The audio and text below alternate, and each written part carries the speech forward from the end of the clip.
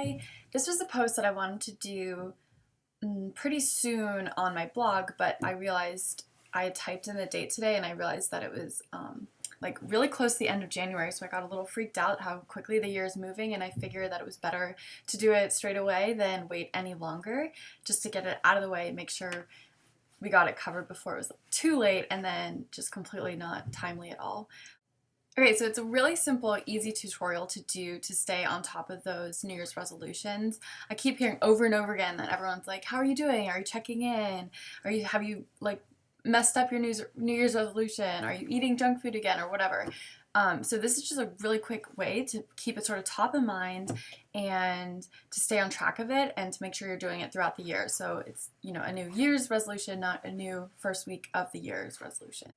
The tutorial is actually inspired by something I did in the entrepreneurship class that I took as a junior and then as a teaching assistant my first semester of my senior year. And it was the most amazing class. I talk about it all the time on my blog and even in my prep talk. And if you've ever met me in person, I've probably mentioned it a few times throughout our conversations just because it was such a life-changing course and something I just really enjoyed.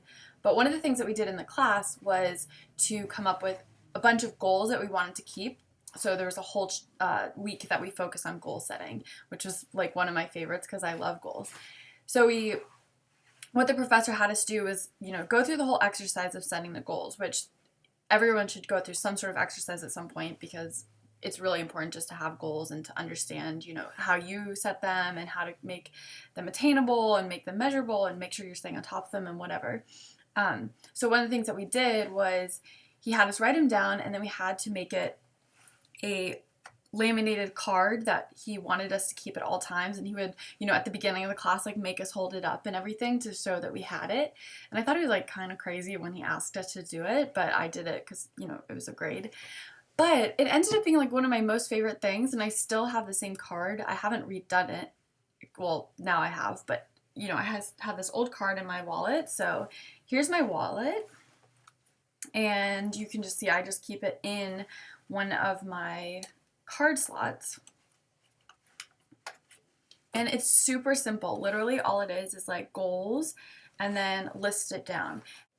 So it's really great about having just the card with the goals on it is that when you're like waiting in line at the subway or at the bank or you're bored or you don't want to talk to someone in an elevator, you can just like pull it out and read through it and, get sort of back on top of it and make sure you're staying on top of your goals and like refresh your memory. And it gets to the point, honestly, where you've like read them so many times that you have the list memorized. So you constantly have that list like actually stored in your brain. So going off of what the professor had us do, I thought this was like the perfect way to stay on top of the goals for New Year's resolutions. So if you read my blog post, it was like right before the new year. It was like labeled 2-0-1-3. It's all about like me breaking down the months and separating each month into like a specified type of resolution, just because I thought it'd be a little bit more interesting and, not quite so boring and generic of I'm going to exercise more and whatever. So on each of the cards, I have the month, what the topic for the month is, a list of sort of inspirational, motivational things I want to make sure that I'm like actually implementing within the month, and then a quote that sort of goes along with it because I just do love quotations. So for example, this is January, and then it has work life. Here's the list of all the things I want to work on, and then the quote. For example, for January, I have find balance, sleep more, work hard, plan goals. Ooh, that's what I'm doing now. Work through strategies, try different ways, ask great questions, look things up, determine best and better practices, make it happen, and decisions are key. So those are the types of things I want to focus on during the month of January, which I only have a couple more days left, like a week left or something. And then a quote, which I said, good, better, best. Never let it rest until your good is better and your better is your best, which is like my little mantra that I repeat in my head. I have them for literally every single month of the year, and it's all broken down based on what I'm doing. I will make sure to put a close-up of how I did it on my blog, and you can see like sort of what I have, and then you can just implement it yourself. It is the simplest thing. They look super professional and like cute and fun, but it's like really, honestly, really quite simple. I think I spent maybe like an hour actually typing everything, and then a half an hour at Kinko's, which is FedEx office, but it'll always be Kinko's to me. The way you do it is you're going to type everything up into a Word document. I personally use Photoshop because I'm like a huge Adobe fan and I find it a little bit more creatively freeing than just Microsoft Word, but it's totally doable in Microsoft Word.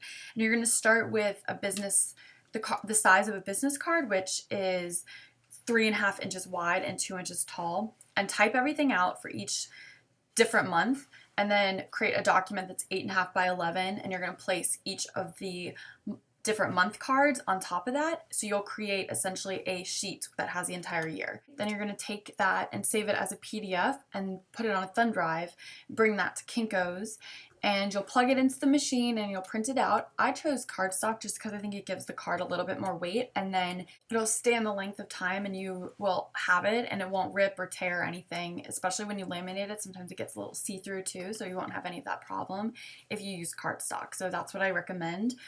So once you print it out, then you're going to take it to the slicer, which is my absolute favorite toy at Kinko's. It's just so much fun and it gets, you know, those perfectly straight lines.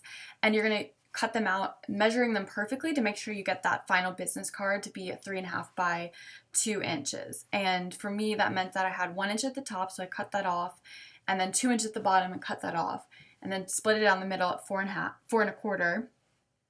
And then from there, I knew that it was going to be 3.5 inches wide, and then slice them so they're 2 inches tall. It sounds complicated, I promise it's not.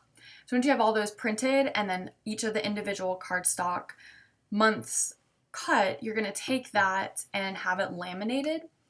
And when I did it for my entrepreneurship class, the Kinko's in Georgetown had these little like business card sleeves that you put them in and just could laminate them yourself, which ended up being like a little bit more expensive, but it was super simple. But the Kinko's I went to today didn't have those, and so I just had them laminated on one entire sheet, and I cut them out by hand, which was, I think it was like $2. It was super cheap versus spending like $1 per card. So, you know, $12 versus $2. It was much easier. Then I just spent like a good 5 minutes cutting them out and making sure like all the lines were straight and whatever. So I hope that this is going to help you keep track of your resolutions. If you didn't break up your year by months like I did, it's totally acceptable to just put all your resolutions for the year on one card and keep it with you for the entire year.